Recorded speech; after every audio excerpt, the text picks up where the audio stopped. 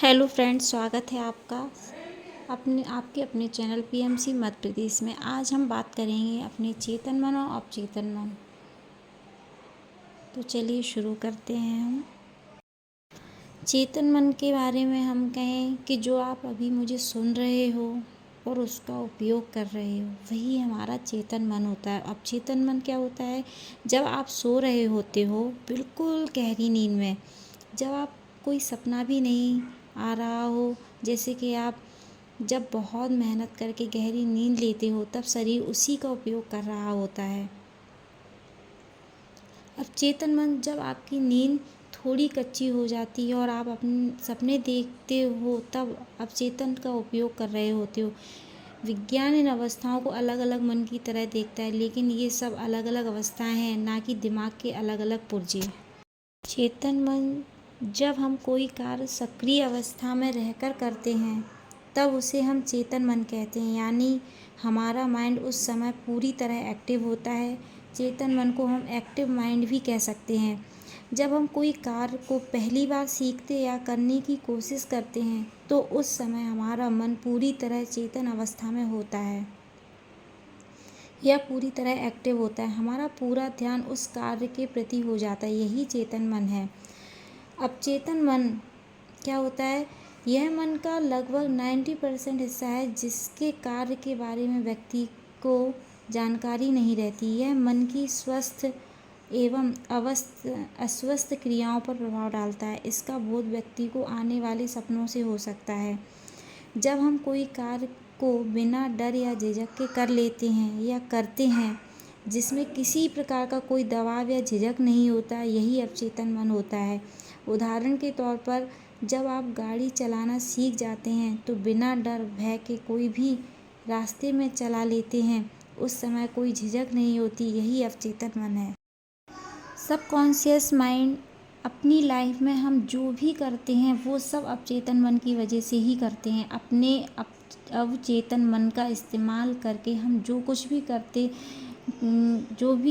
हम जो कुछ भी सीखते हैं, वही हम जिंदगी भर करते रहते हैं। जिंदगी में व्यक्ति जो भी बड़ा काम करता है, वो सिर्फ और सिर्फ अपने अवचेतन मन के कारण करता है। जिस भी इंसान ने अपने अवचेतन मन पर काबू कर लिया, उसके लिए कोई भी बड़ा काम मुश्किल नहीं होता। कोई भी बड़े काम की हम प्लानिंग तो कर लेते हैं, लेकिन जब हम उसी काम की शुरुआत करते हैं तो बड़ी मुश्किलें आती हैं।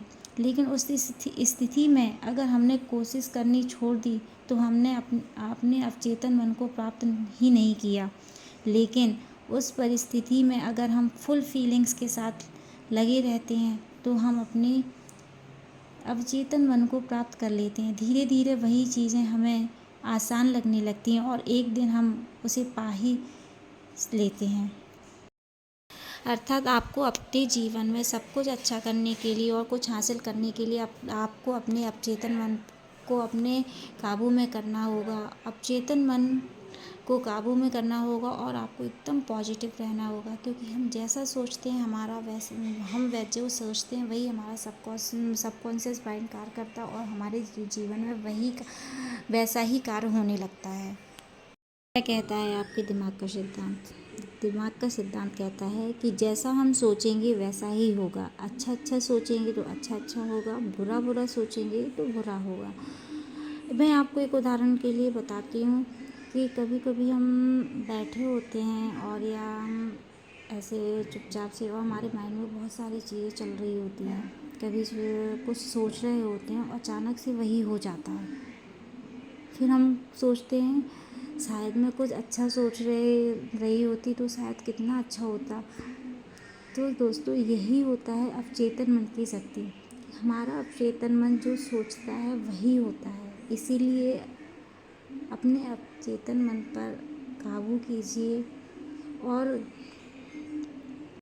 अपने जीवन को उद्देश्यपूर्ण और खुशहाल बनाइए। अवचेतन मन पर काबू करने के लिए सबसे अच्छा मार्ग होता है ध्यान। ध्यान करने से हमारा मन एकाग्र होता है और मन की एकाग्रता से ही हमारा सबकॉन्शियस माइंड जागृत हो पाता है, उस पर हम काबू कर पाते हैं।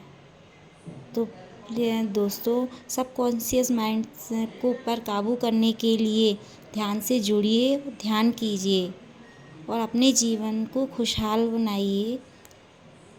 थैंक यू, बहुत बहुत धन्यवाद।